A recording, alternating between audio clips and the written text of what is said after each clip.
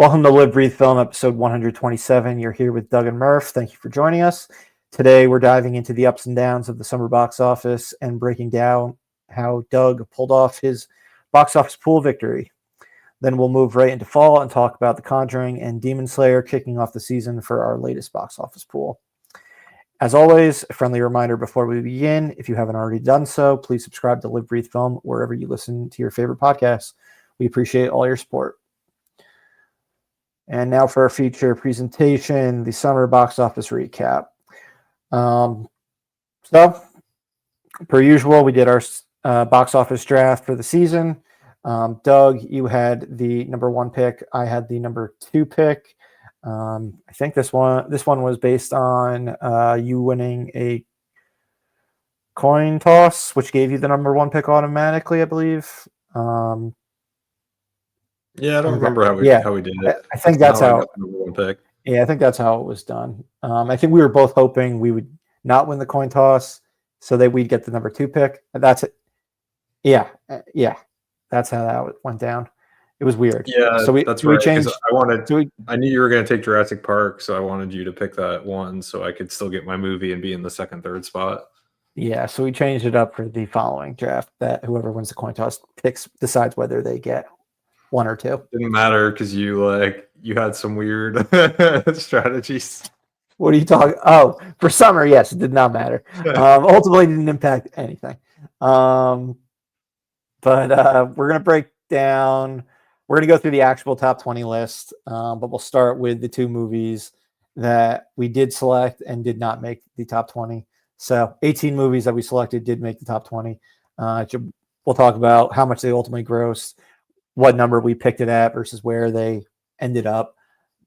It's interesting. Then after that, we will get into what our final totals were. But as I already mentioned, Doug did win, and he is our victor. But Doug, you want to start with the 2 movies, starting with the lowest grossing that we selected, where we selected them, how much they ended up grossing? Yeah, so our selected not ranking, we had Bring Her Back as the lowest amount of box office at $19 million.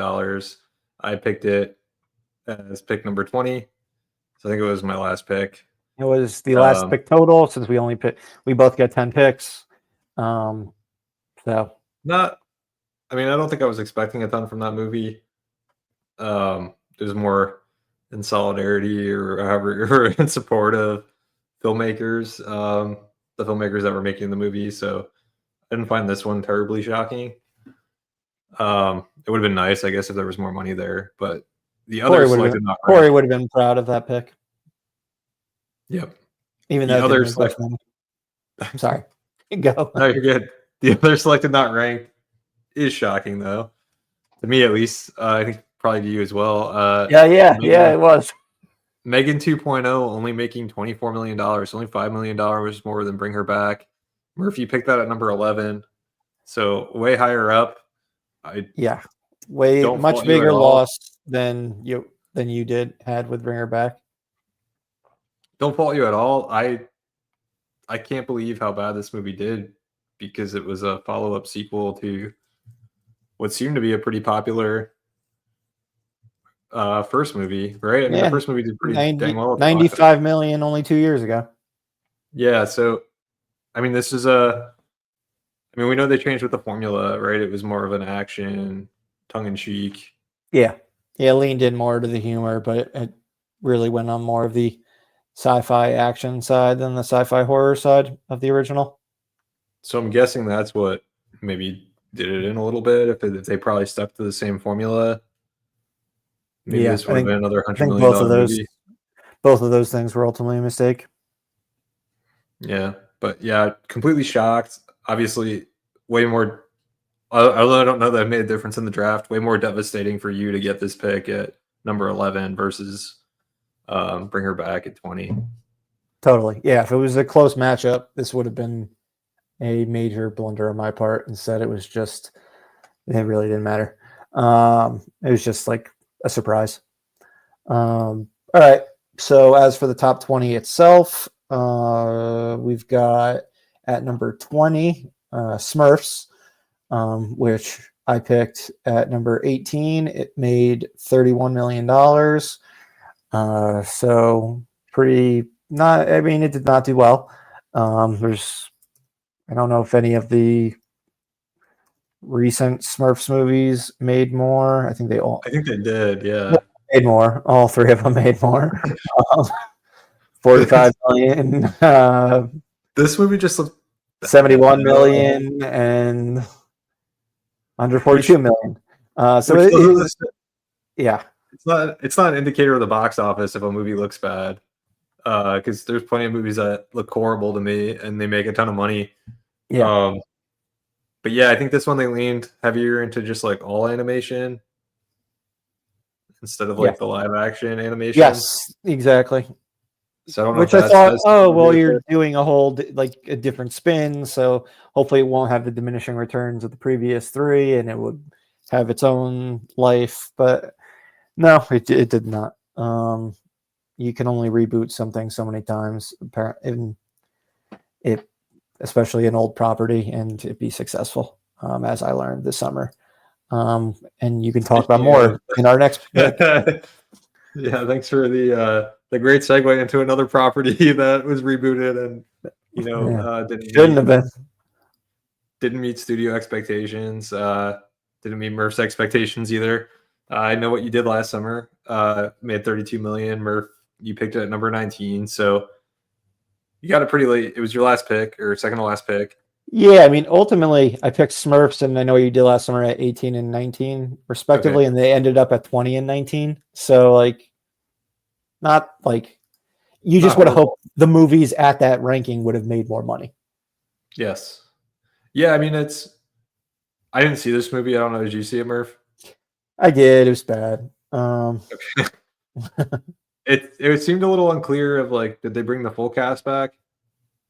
Brought back the surviving cast members. Were they really in the movie much, or were they just cameos? They were like similar to the like Nev Campbell, Courtney Cox, and David Arquette in that first Scream that came out, where they're like, I guess, main supporting, I would say. Yeah. But they weren't like the main characters. And then they did have some surprise cameos from older cast members as well. If it was a better movie, maybe it would have done better. Yeah, I mean, it was better than the second one, which was just a very bad sequel back in the day, like a rush job sequel. But yeah, it wasn't like a good movie. Okay. Yeah, I still haven't seen that movie, so I was I wouldn't. Yeah, I wouldn't rush out to see this new one. But all right, number 18. This was not picked. It was something I think I was definitely like, oh, this is one that I'm surprised neither of us picked, and it did end up making the top 20. Materialists, it grossed 36 million. Again, not like a barn burner of a box office pick, but it did do well for being an A24 indie with Dakota Johnson, Chris Evans, and Pedro Pascal.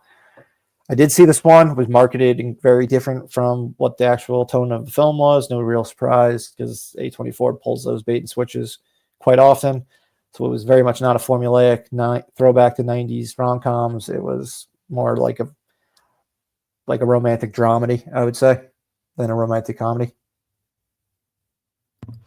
Yeah, I haven't seen this one, but yeah, I know you mentioned the marketing was very different. Yeah. And A24 has kind of been guilty of that now a few times. For sure. But I mean, it made some money for them, and it was a good movie, so I would recommend it. Cool. All right. Well, that takes us into number 17 on our list. Karate Kid Legends. This was my pick. Made $53 million. I picked it at number 12. So that's not the performance that I would have wanted with a number 12 pick. Yeah, I think I got too high on the Karate Kid movie with Will Smith's kid. And just saw the potential, or just thought there was a lot of people wanting this movie, and the Cobra Kai Netflix people were going to come out and really see this. And that wasn't the case because this movie didn't really perform anywhere near where I was hoping to. Yeah, I'm totally worried about my Tron pick based on like this because they were both movies that made similar amounts of money in the year 2010. Yeah, what you have So, going with you for Tron though is like a cool soundtrack and cool visuals that this yeah. movie doesn't have. Yeah, and I mean, I think I told you when it came out, I was actually like really good, and they didn't give away. Actually, surprisingly, they did not give away like a lot of the story, and like they made it seem like pushed more of like the like Jackie Chan, Ralph Macchio aspect when they were not in the movie like that much at all. It was kind of like Yeah. similar amounts of screen time as Jennifer Love Hewitt and Freddie Prinze Jr. And I Know What You Did Last Summer. It was really about the new characters. And the new characters were the interesting aspect of the movie. So with better marketing, they could have had a potentially better run. Yeah, well, they didn't really market the movie very much, so No. it showed in the box office. Yep. All right, at number 16, another one, the only other one that we did not pick, and another one where we both were like, I think we may have screwed up not picking this one. We did. The Naked Gun with 53 million and counting. Won't make too much more. Doesn't have any chance of moving up again in the rankings. Everything that's on here is in ultimately what its final ranking will be, give or take one, which I'll get to later, but I doubt it will change. But yeah, The Naked Gun. This movie was absolutely hysterical. The funniest movie I saw of the summer. Glad it made the money that it did make, even if it did not save comedy the way people were necessarily hoping that it would. I mean, still 53 million ain't too shabby. And Yeah, hopefully it's a solid lead up for a Scary Movie with the Wayans brothers returning next summer. And maybe people will be more warmed up to the ideas of parodies again after this. All right, that brings us to 15, which is Ballerina from the world of John Wick. And that movie made $58 million. Murph, it was your number 14 pick.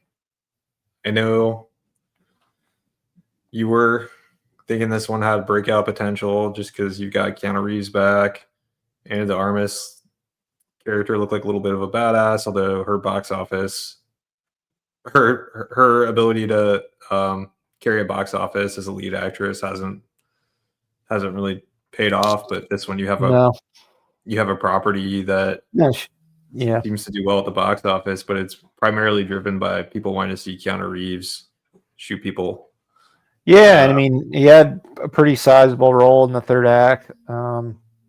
The movie, I believe, has done gangbusters on like video on demand, so it's going to prove to be a very worthwhile venture for Lionsgate, having made it and being just a strong film to have in its library and catalog alongside the 4 mainline John Wick films. But yeah, this was disappointment as far as what I was expecting when it came to the box office. I think I had said I was hoping somewhere in between John Wick 2 and 3. Instead, it made somewhere in between John Wick 1 and 2. But yeah, I'm not really sure why that is, other than it just Ana de Armas being the lead versus Keanu Reeves. Yeah, I mean, I think it really comes right down to that. All right, number 14, 28 years later. I picked this at number 10. It grossed 70 million. So again, something that I was hoping would do a little bit more. I mean, it's the highest grossing of the 3 films so far. Start of a new trilogy. The next entry comes out in January. That entry will determine whether this 28 years trilogy is completed and they actually produce the final entry that Alex Garland and Danny Boyle and Cillian Murphy had intended. So hopefully that next one does at least similar numbers. But yeah, it was ultimately kind of like an art house horror movie. So once I actually saw the film, I wasn't shocked that this didn't turn out to be a mega blockbuster. based on like the hype that it had behind it, based on the trailers. Once I saw it, it was like, okay, this is definitely going to be limited. I mean, even before it came out, from the pre-release talk, like in the weeks prior, it sounded like, okay, this has like a one weekend type of run ahead of it, and it's not going to have much as far as legs go. But it looks like the second one is like the one coming up is going to be more the type of film people were like the horror fans were looking for from this one, even though like this was a pretty brilliant film in its own right, despite defying expectations. I think they just have to hope it's not too late. Yeah, exactly. Now that they've done 28 years later, like, did they already lose the audience, or is the audience going to come back? Yeah, I mean, rumors are strong. Cillian Murphy is appearing in the third one, so they're probably going to want to put him into the marketing, I would imagine. Yeah, for sure. I mean, people were so desperate they were pointing at zombie like people, and they were like, "There's Cillian." Yeah, exactly. I mean, he's supposed to be the star of the third one, but you start pushing him now, even if it's a small role. Yeah, just because you want to make sure that there is a third one. Exactly. All right. So that brings us to 13. That's Elio. Always makes me think of those square pizzas that they sell at the supermarket, called Elio's. Yeah, you know what? I never once thought of that, and I should have, because I've had those waffles a ton. Yeah, I've throughout my life. my fair share of Elio's pizza. We're talking. Pizza. I was just thinking of Eggos for some dumb reason. I had Elio's pizza a lot when I was younger. Yeah, I did too. It fits conveniently in that little toaster oven. And yes, I never thought of Elio's pizza either. Just like I never thought of Eggos waffles.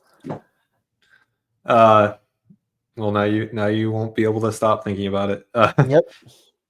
So yeah, Elio, this was a disappointment for me. $73 million. It made $73 million. I picked it at 8, so it performed a lot lower than I was hoping. I mean, I was cautiously optimistic. It's hard to like expect too much from a Pixar original story anymore, because it doesn't seem like those movies perform. Yeah. The marketing was they kind of did a poor job on the marketing as well. And then there was just kind of the whole conversation about this movie was completely retooled or reworked, and it's not the same movie. A lot of trouble getting it made. So I think a lot of that probably had something to do with it. But I mean, continuing to see that Pixar isn't reliable anymore. As far as originals go. As far as originals go, sequels still seem to perform. But yeah, none of the originals, it's very much you don't know what you're gonna get. Some of these hit, and some of them people are just like, "We'll check it out on Disney Plus." So yeah, I was delighted when you picked this one where you did. I was like, "Oh man, he fucking did an Elemental all over again." But then you do the movie that like I hope you don't take with your following pick, and like that I expected you to take in that slot because you have back-to-back ones in your next one. Yeah. And I'm like, okay, it didn't actually matter at all. You ultimately got the movie that I wanted. I think it was Elemental and Oppenheimer last time, and then this time it was Elio and F1. Yeah. But we'll talk more about F1 later. Yeah, no, it was. Except for Elemental did well for me because it legged out. Have a great opening weekend, but it legged out. Elio just. I mean, didn't Elio had the worst opening in Pixar history, and and didn't have any legs. Had 0 legs. Yeah, I mean, it grossed more than Onward because Onward had the pandemic by weekend. Yeah, I mean, the pandemic came out by weekend 3. Onward kind of got destroyed from the pandemic. Got shafted. It made $62 million. If the pandemic didn't happen, probably would have made close to $100 million. Yeah. If not more. So, and that was the beginning of the end for Pixar, and when it came to their original movies. Yeah, it's unfortunate. Obviously, I'm still picking Pixar movies, even though. Keep the faith, bro. I mean, hey, I picked Inside Out 2 last summer, and it worked for me. Yep. So yeah, hopefully the franchises continue to hold up. Yeah, and hopefully originals eventually pick up again. All right, number 12, we have The Bad Guys 2. Doug, you picked this at number 16, so solid pick for you. 79 million and counting. Neither of us have seen this film, I believe. So No, I haven't seen it. I don't think we have much to say about it.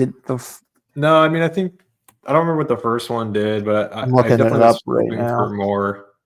First one made what it made. 97. In what year did that come out? 2022. Yeah, spring of 2022. So I was hoping for like a bump on this one, that it would be in the hundreds. Maybe Even low similar hundreds. would have been nice. Yeah, but yeah, this one. Not that it did People much. weren't interested in Not Bad that it Guys did 2. that much lower. But Yeah, I mean it did better than Elio, but not by much. So yeah, no. kind of surprising. Yeah, it was slower than I guess I would have expected as well. But I never saw it as like this big breakout movie like some others did. Yeah. No worries. All right, you want to go to number 11? Yep, number 11. This was one of your picks. Freakier Friday made 91 million and counting. You picked it at number 15, so this was a good pick on your part. I think I kind of had in my head, do I go Freakier Friday? Do I go Karate Kid? Obviously, I made the wrong choice. You made the right choice, because this movie performed pretty well. I made plenty of wrong choices though in this draft, so it's okay. You had the stuff, you had Lindsay Lohan back and Jamie Lee Curtis. A lot they had like 9 or 10 actors back from the original film. They really didn't phone it in at all. Yeah, so I mean, that's awesome. Love to see and it. And it ended up being the live action comedy like of the summer. Like, yeah, it wasn't Naked Gun. It was Freakier Friday. Yeah, so no, it did pretty good. Yeah, I was hoping for more. The first one I made a bit over 100 million. Freaky Friday made 110. So I was definitely hoping for a bit more. But to retain that much, I mean, there's plenty of legacy sequels that do absolutely terrible. So to be able to retain the majority of the money is not bad at all. And yeah, I mean, to pick it at 15 and it'd be number 11, I was happy with that. Doug, number 10, you picked Final Destination Bloodlines at number 13, and it ended up being a top 10 film for you. Made 138 million. This was the very beginning of the summer. I already had accepted my loss. Basically, I mean, I expected my loss the moment we finished our draft, but Final Destination Bloodlines was really, once that opened, where I was like, okay, how bad am I going to get beaten?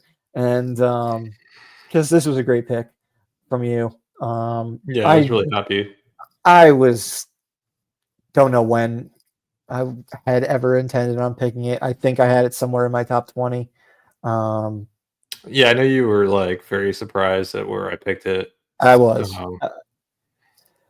I did think it ended up being a really great entry in the series. It was something I had zero interest in seeing prior. The reviews came out, the box office was there, caught up on all the previous movies, and I saw it and thought it was right up there with the first one as like the best in the series. Had the IMAX screens, which helps. Yeah, there was a lot of buzz about it, so I think that's why I was high on it. But there's been times I take stuff with a lot of buzz and it doesn't do anything, so there's no guarantee. Well, here's one where you took a lot of buzz. You actually took it like when the buzz was like minuscule, and I've talked about this with you, that your rationale for taking it absolutely infuriated me. I was hoping to get it with, I guess, the next pick. I should have gone for it earlier. But it was Weapons, 147 million and counting. You picked it at number 17. But yeah, I would have picked it at number 18 versus Smurfs. But yeah, I fucked up not picking it earlier. But yeah, you picked it because that week they decided to say that it was supposedly in part of a shared universe with Barbarian, which is literally the least exciting aspect of this movie. As far as I didn't even notice the shared universe. Is it really a shared universe? Didn't notice any sort of shared universe in the film. I was just like, God damn it! Why'd they put this trailer out this week, like that we did the draft, and have to or start teasing this, having a viral campaign where Barbarian is linked.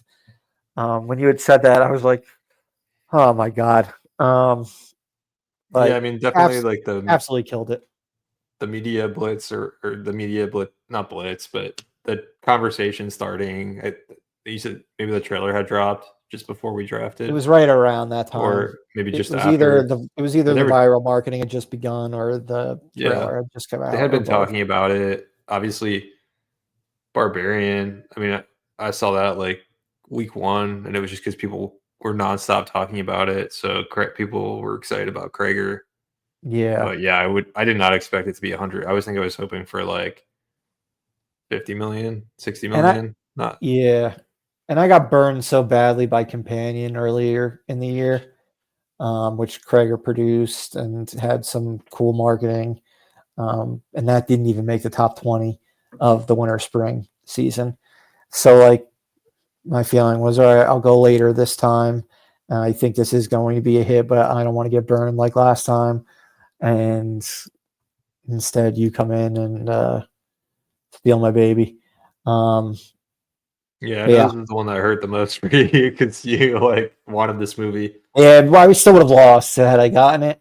So much of it came down to like where the draft order number and some silly choices on my part. But yeah, kudos to you for getting it right before I would have.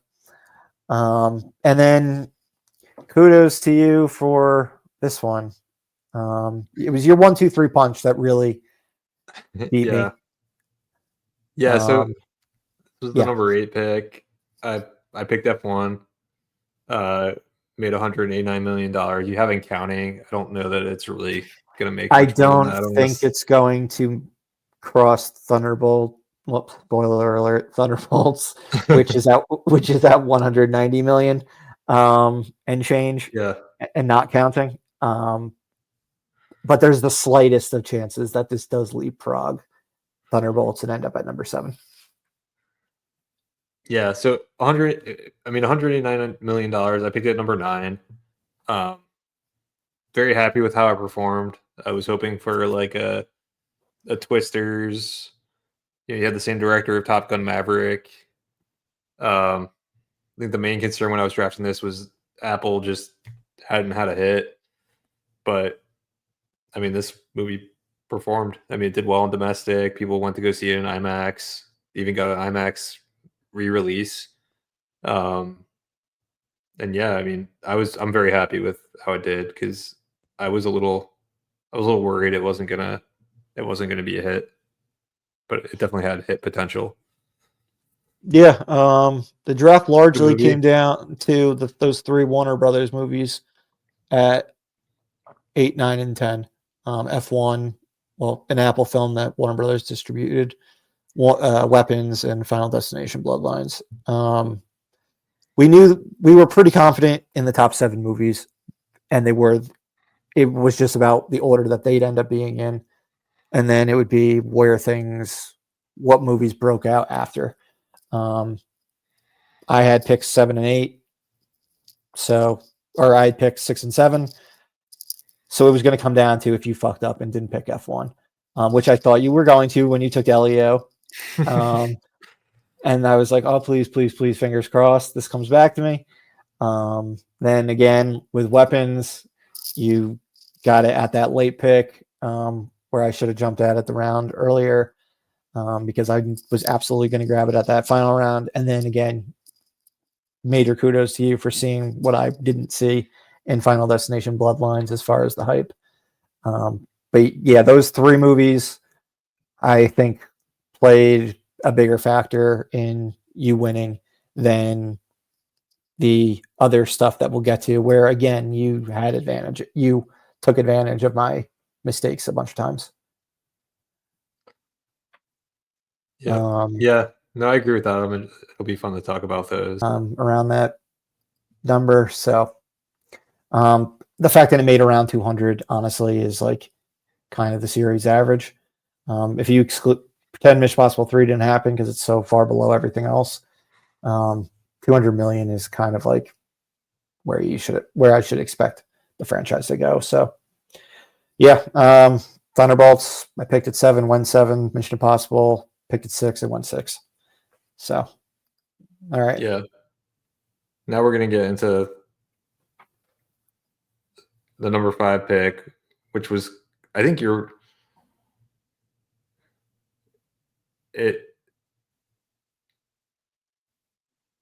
not the number 5 pick, the movie that performed number 5. I think this was your ballsiest pick of the draft. By ballsy, you mean stupid. Well, no, it was I think so. The movie's How to Train Your Dragon. It made $263 million, so nothing to sneeze at or scoff at, especially when you look at how some of the other movies performed, which we'll get into in a minute. But you picked that number 3.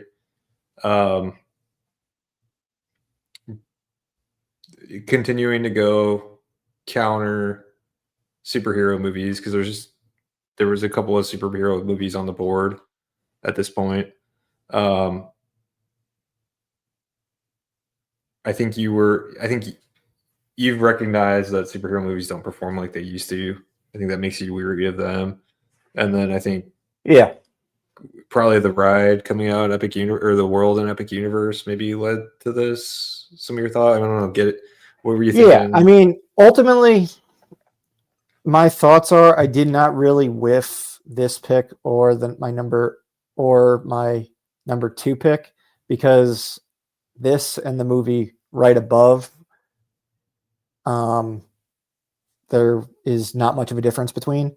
And then the movie I picked at number 2 and the movie that was right above it, there is not much of a difference between. It's like 10 million between them and 15 million between them. And then I didn't have the number 1 pick. So that's why I really focused on F1 Weapons and Final Destination being the movies that made all the difference. Yeah, I guess I should have taken the movie that ended up number 2 and the movie that I did pick that ended up number 3 with the 2 and 3 picks. That would have been that would have played. That's what I expected you to do. Yeah, that would have played. I mean, I still would have got my ass handed. Yeah, it wouldn't have changed anything, but yeah, because of those 3 picks, 3 movies that I talked about in depth already. But why I didn't do it was because I just didn't know which one was going to make more, and I didn't want to make the stupid pick. And I was like, oh, like superhero movies are kind of going downhill. Superman hasn't had an actual very successful film in our lifetime. Fantastic Four has been just blah in our lifetime, or a straight up bomb.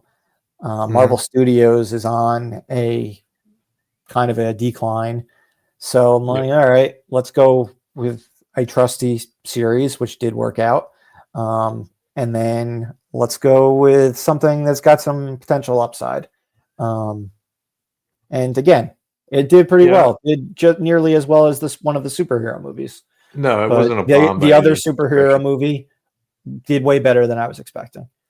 The one that did way better than I was expecting, not even way better, did better than I was expecting, was the one that I had.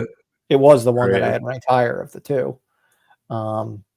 Superman being the one that Superman was higher the one that we're talking about. That I had more faith. That's what I assumed you were going to pick. I think you were also not a huge fan of the trailer leading up to it, or at least the first. I wasn't a fan of. Yes, it wasn't until the last Superman trailer that I was happy with the marketing. and I was So I think hyped that for also the you film. were a I little wasn't a concerned fan of the about. Fantastic Four trailer. Thunderbolts was the one that like I really loved the marketing, and like it was literally like we drafted it maybe a week before the movie came out. But I mean, people don't like cool things. Thunderbolts was the best of the 3 movies of the summer, 3 comic book movies of the summer, in my opinion. Yeah, Thunderbolts was really good. I watched it And it was again easily the lowest at grossing. home and enjoyed it. Yeah. Okay. I didn't even know that. Yeah, I mean it's by far like, or not, maybe not by far, but it's definitely one of their more adult themed movies. I mean, they're dealing with like mental health Yeah. in a serious way that I don't think I've really seen Yeah, the exactly. MCU It's do dealing with before. mental health, grief, all these heavier subjects, while still Yeah. being in the typical MCU machine. Yeah, it's still a fun movie, even though it's dealing with some pretty heavy topics at some Yeah, points. I'm happy this director is going to be doing X-Men because he's clearly got the skills. Yeah, So no, that should be cool.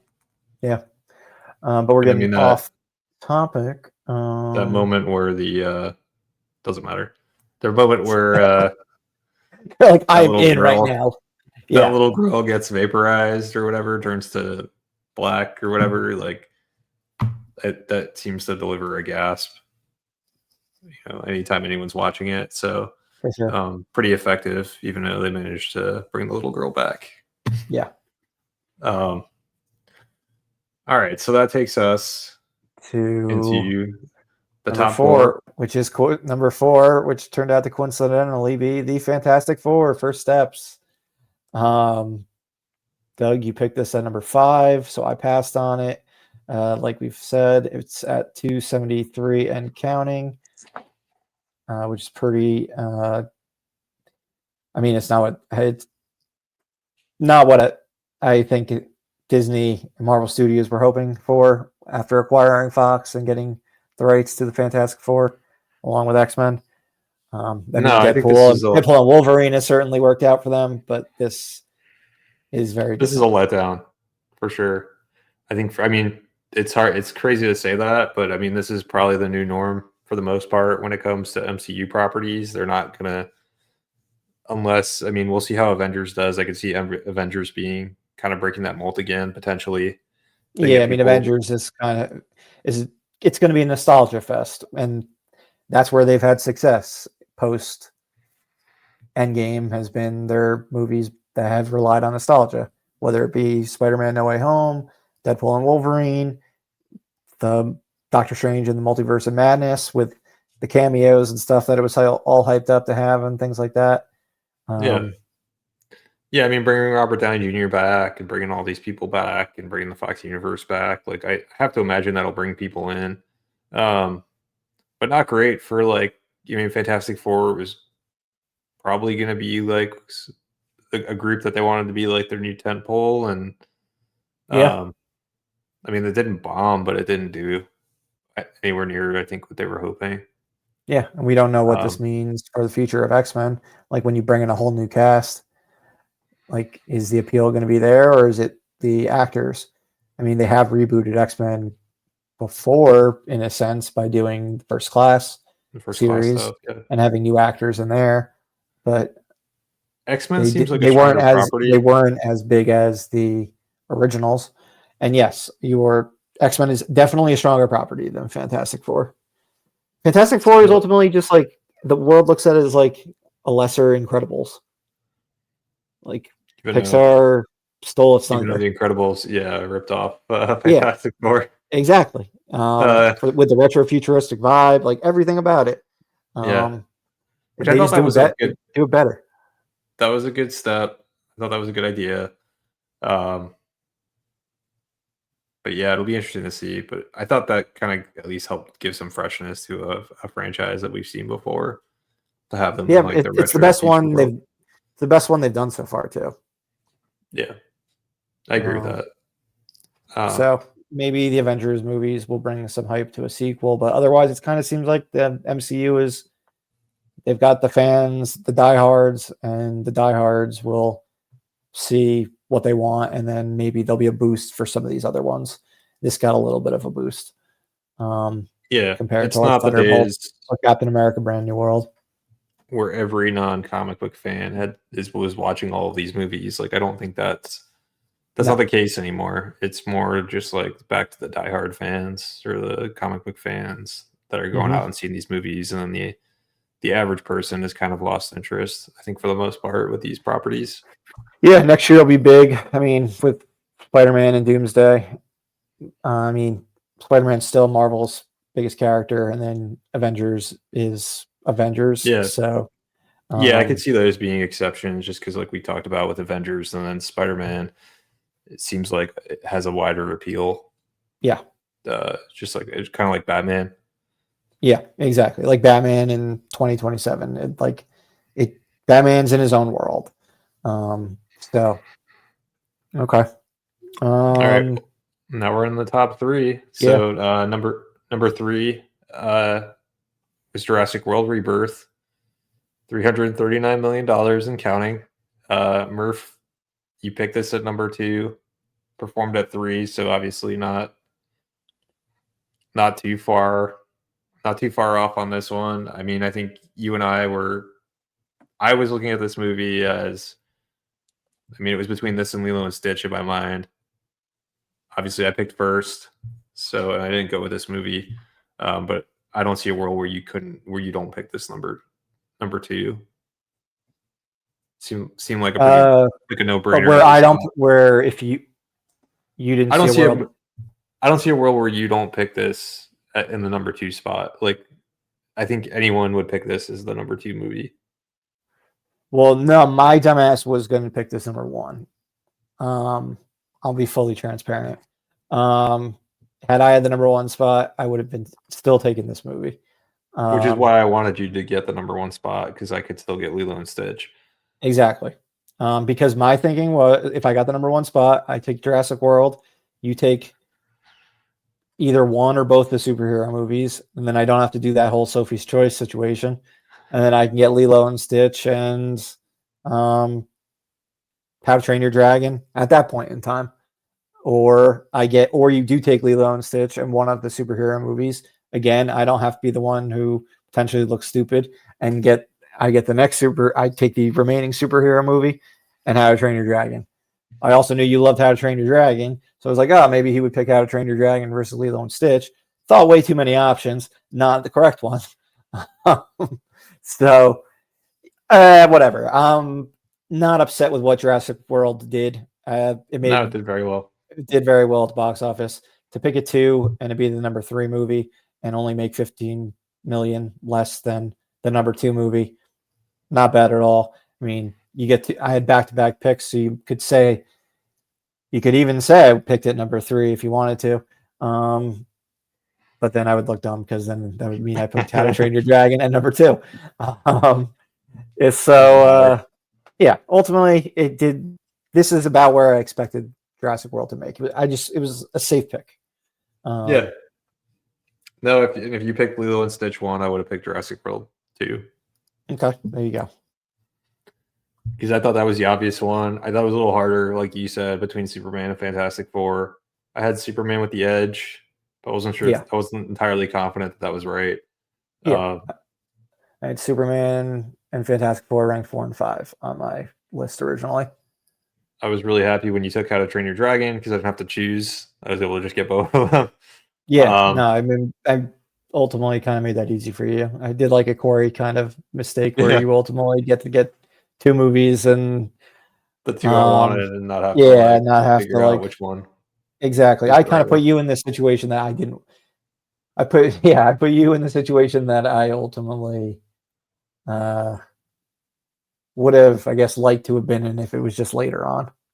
But oh well.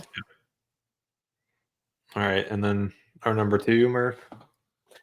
Our number 2 is Superman. Doug, you got it at number 4, 354 and counting. Strong performance. I mean, DC beat Marvel this year for the first time excluding 2020 because Birds of Prey was the only comic book movie to come out that year. I think this is the first time since that they've won the battle since maybe Dark Knight versus Iron Man. Or maybe it could be like Wonder Woman versus I don't know what in 2017. That's not interesting. Yeah, but I mean, it's DC winning.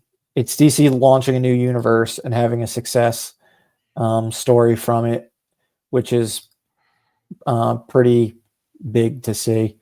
Yeah, this is the biggest one since this is the first time DC won a head-to-head battle since 2017 when Wonder Woman beat Guardians Volume 2 of Spider-Man Homecoming and Thor Ragnarok. Yeah, I mean, it's impressive. I didn't think Superman was going to perform this well. Like I said, I would have picked Jurassic World Rebirth too, because that seemed way safer than Superman, and I didn't see Superman making this kind of money. Or I didn't think it was a gimme that it was going to make this kind of money. I guess I could have seen where it would make this money. Yeah. I think this kind of ended up being best case scenario for the movie. It's not like over the moon money. Like we've seen so many superhero movies make a crazy amount more than this. But for Superman, it's really good. I mean, when you adjust for inflation, I think Man of Steel is still making more than this, or it's very similar. But I don't know. It's being spun into a success story. It had legs, which Man of Steel did not have. Yeah, I mean, I think this did. It already has a sequel coming. Yeah, it did enough to secure James Gunn's role as in the DCU for the time being. And I think he's the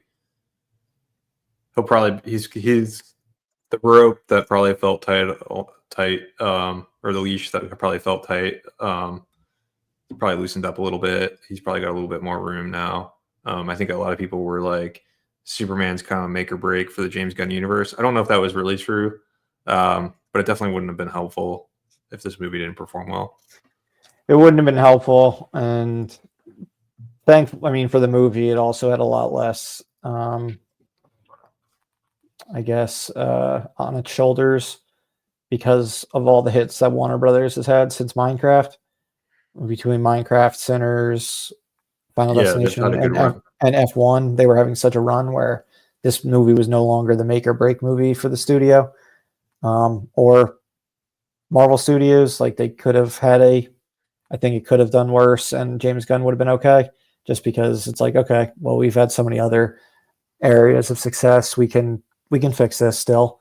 But to be able to come out with a movie that was generally acclaimed for the most part, and fans seem mostly happy with, is a good situation.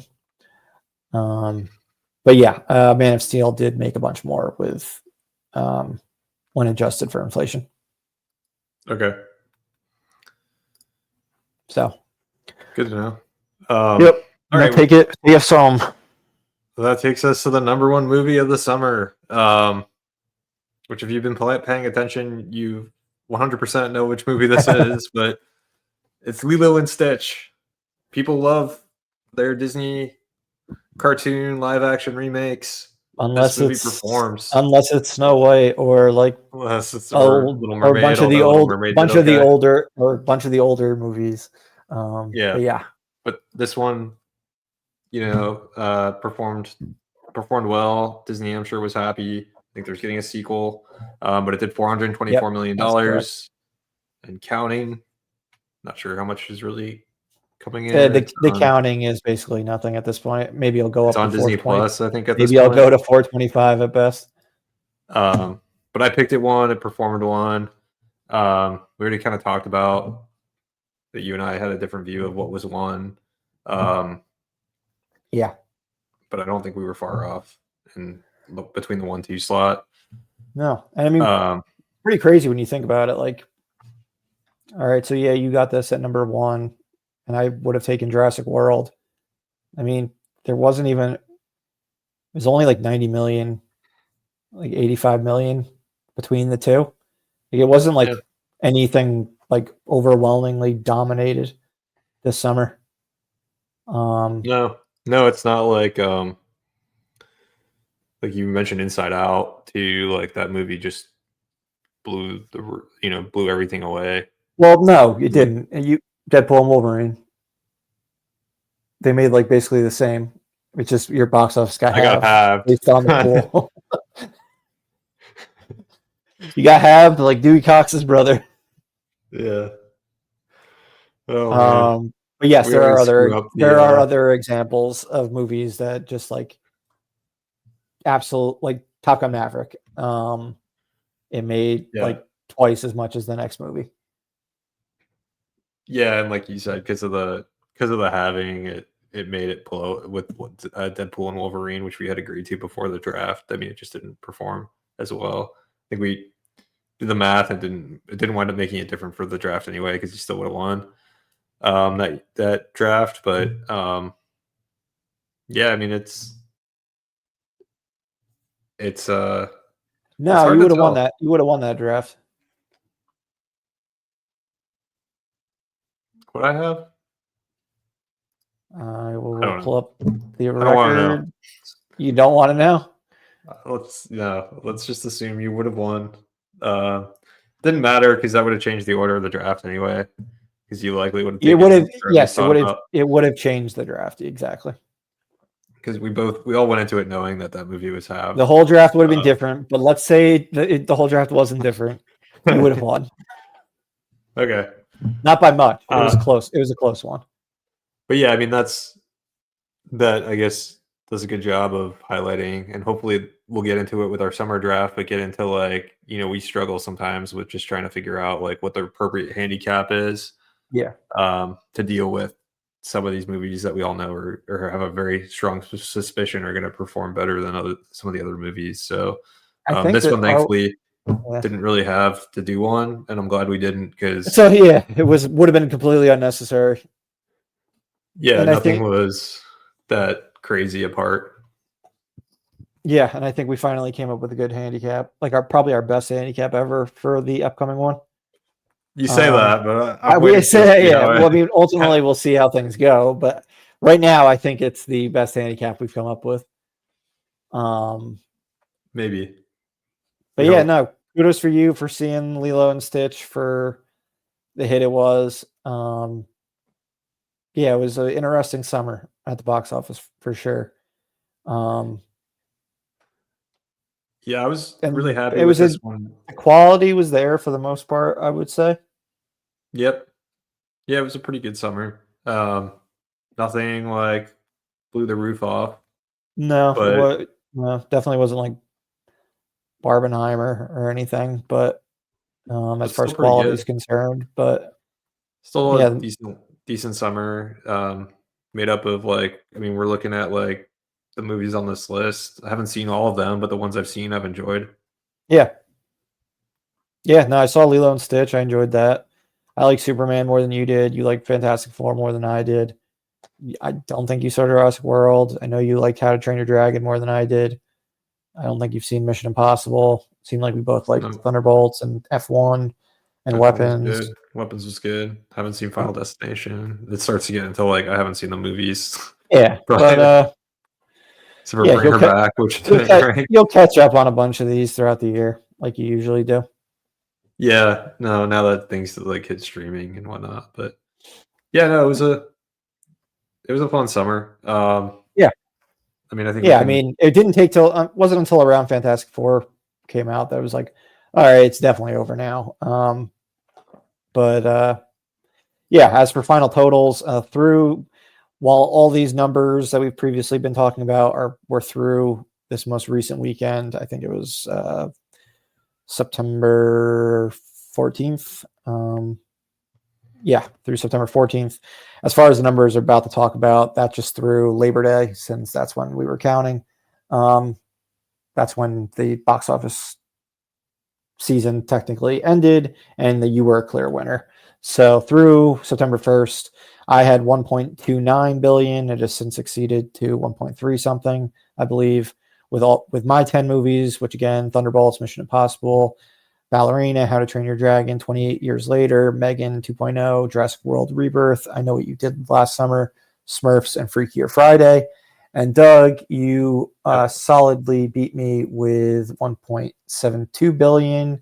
I don't know how much further it's gone at that point, but it looks like you beat me probably 450 million, I would say, with numbers updated, somewhere between 450 million. With Final Destination Bloodlines, Lilo and Stitch, Bring Her Back, Karate Kid Legends, Elio, F1, Superman, The Fantastic Four, First Steps, The Bad Guys 2, and Weapons. So, yeah, really came down to like three movies, like I said. Yeah, it was. Those were the difference makers. It seems like where the draft got away from you a little bit, but yeah. So kudos for a good draft. Thanks, man. And I did send you a gift card, as you were the winner of the pool, a $50 AMC gift card. Did you get a chance to take a peek at it? I did not, but I am going to. All right, take a look at it. It's designed just for you. Well, I mean, I couldn't make a design, but I picked the card for you. For reference, Doug gave me a Snow White one when I won the winter spring one. You picked the movie. You picked the movie that flamed out for you. That would be lame for me to have to show people at the concession booth. And that was all part of my plan. Yeah, I went the opposite way. I went with a movie of yours that that you weren't actually much of a fan of. It's such a pain in the ass. Gotta put my email in just for security purposes. Oh, here we go, Man of Steel. All right. We got Superman, only in theaters July 11th. That's now. You're going to want to blur this, by the way. It includes. I know. Congrats on having a super draft. A nice corny little message. With the movie that you sadly didn't enjoy as much as I did. Yeah, I did not, but there he is, looking very super. Maybe you'll enjoy Man of Tomorrow more. Very proud of. Looks very proud of the draft I had. So he is. David Corn Sweat. It was a super draft, man. Well, I mean, that's the best way to describe it. Awesome. Well, I look forward to trying to remember to spend it. Yeah, you have got probably $150 worth of gift cards that you should be using. Probably. So yeah, actually they might even be more. Did we have it was more money back when it was the three of us. Yeah. So yeah, I'm gonna make it rain. How much you have in AMC gift cards? So much popcorn and Coke ices. It's gonna exactly be wild. Take advantage of that shit. All right. Well, let's talk very briefly now about the fall box office. Got the numbers through Sunday, 9/14. So we've had 2 weekends in September so far. Both of us had one movie released. I've had Demon Slayer: Infinity Castle open to 71 million the second weekend of September, and you had The Conjuring: Last Rites total 131 million throughout the first 2 weeks of September. So I'd say both of us are having a pretty awesome start to the fall box office season so far. Yeah, I mean, Demon Slayer you got a lot later in the draft than I got Conjuring, so I think I did, but I think Conjuring yours is a little bit more impressive. I think yours is more impressive because I think The Conjuring is going to end up. We are. I think The Conjuring is going to end up being close to a $200 million movie. That could be the fourth biggest movie of the season, and we weren't allowed to draft one of the top three. So, yeah, I mean, they're saying that I'm seeing week 2 projections still at $30 million for Demon Slayer. So okay, that's pretty good. Yeah, I mean, I guess The Conjuring saying made that's similar numbers week 2, if I'm not mistaken, after opening 80-something million, 83 yeah. million So or I mean, something opening weekend. that's pretty awesome. I mean, we'll see what it does after that, but I mean, clearly it's got some legs. It's not just a complete Okay. free fall. I Like didn't realize it was projected to make as much as that for its second weekend. Yeah, it's supposed to be the #1 movie again. All right, Which is I'll going take it. to beat out him. Oh, you have him. Do you have Gabby's Dollhouse this weekend too? Or is that next? Or is that? That's next weekend. That's with one battle after another. Yeah. Okay. And those two movies dropping together. Hopefully, that 1-2 punch. One Dollhouse after another. There you go. It's going to be the next Barbenheimer. I saw the trailer for it again. I'm like, this legitimately looks like one of the worst movies of all time. Yeah, it was probably a mistake. Yeah, I knew after you were talking about Demon Slayer and I looked it up that was probably a pretty big miss on my part. It seems like it's playing out that way. So good on you. Yeah, I think it looks what I get like 10 or 11, like around that point in the draft. I mean, yeah, I mean I don't remember exactly where you got it, but I think wherever you around got there. it was a steal at how it's performing.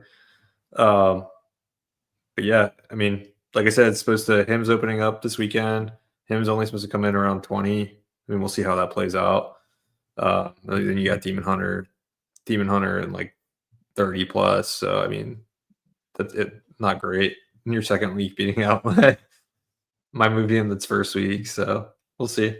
And it's a horror, so it's probably not going to have much legs. But we'll see. Maybe people want to watch some football and then after football see some scary football. Yeah, movie go down. So exactly. yeah, And not feeling. You're not what?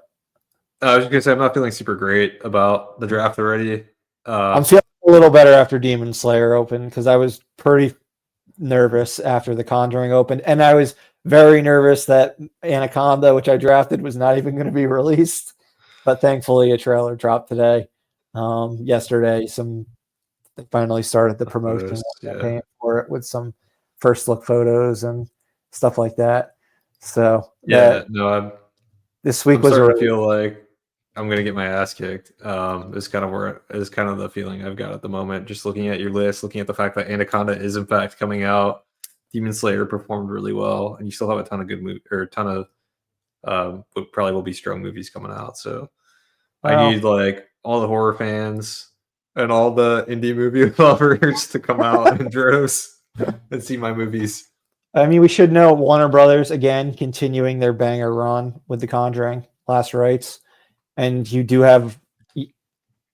I made the mistake of not drafting any Warner Brothers movies in the summer after I originated the draft, like the big Warner Brothers movies in the winter spring with Sinners and Minecraft, and then completely changed directions, and you dominated by drafting all of them in the summer, and now you drafted all of them in the fall.